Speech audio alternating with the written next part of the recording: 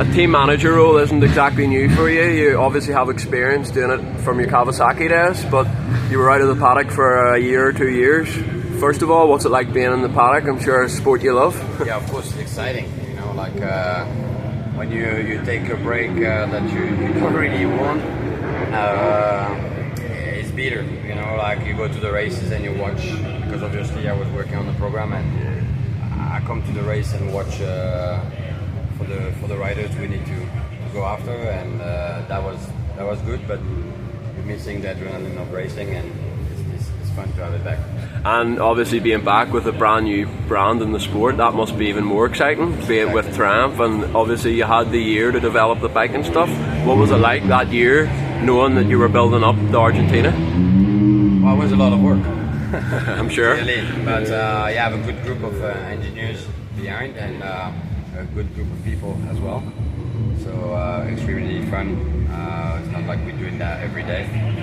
So no, I enjoy a lot. And Clement Desal played a big role on the GP side. Yes. How did it all come about with that deal, getting him involved? So Clement been with us in the past in my previous team. Yeah.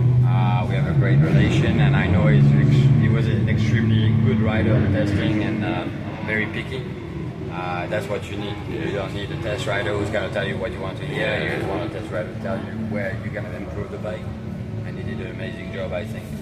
And obviously 2-rider lineup for your first year in the MX2 GPs. We'll start with Michael Haarup first of all.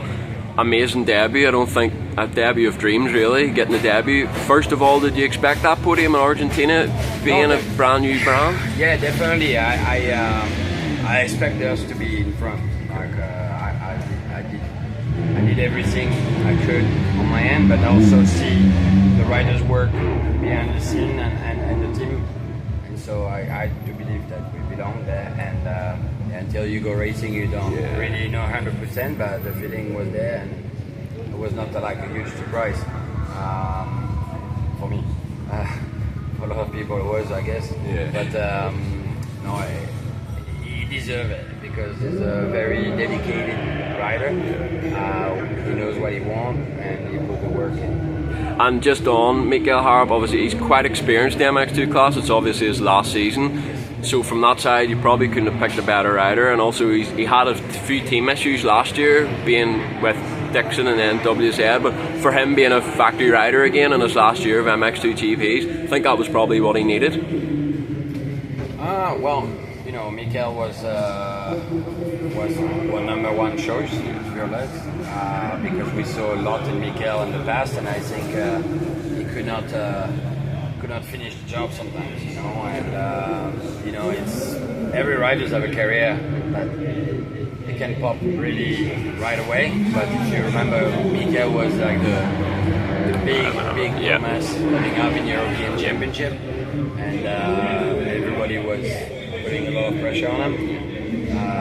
So the talent was there. So there was no discussion there. He's got an amazing ride. And it was just a matter of putting all the dots together.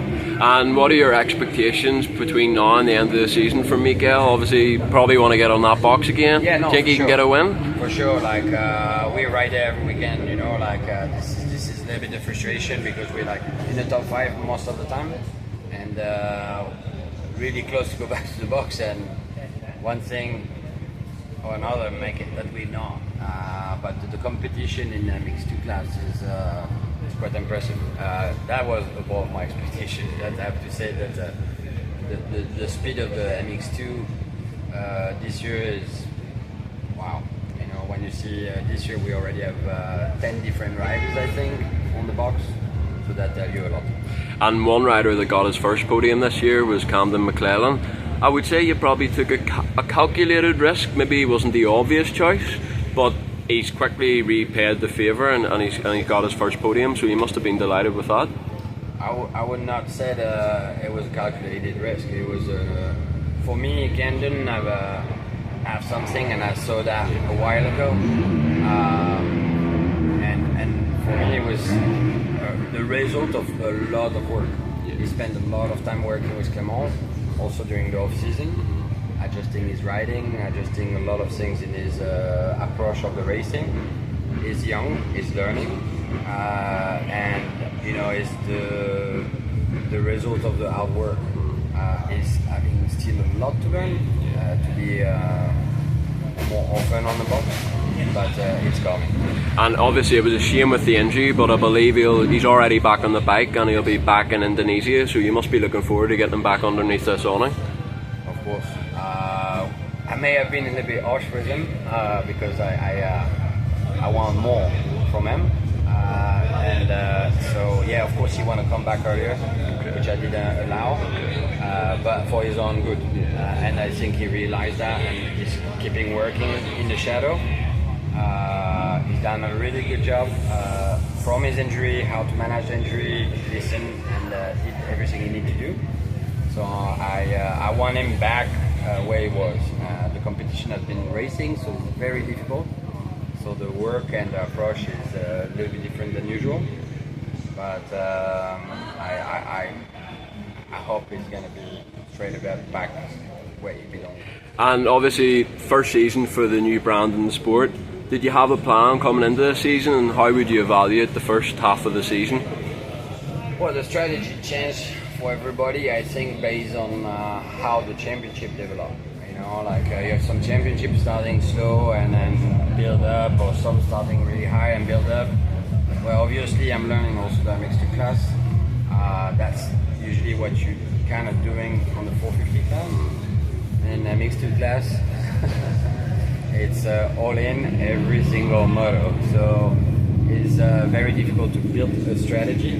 You have to build a rider ready to do 20 rounds, high pace. And the big question, obviously, I think there was initial plans to run an MXGP rider next year. There's obviously rumours the bikes are maybe not there yet. Can you give us an update? Or we're likely to see an MXGP really. rider next year? This is something that's still in the discussions, and Triumph will be So there's still a chance we could see a 450 guy next year? For me, as long as I see a light.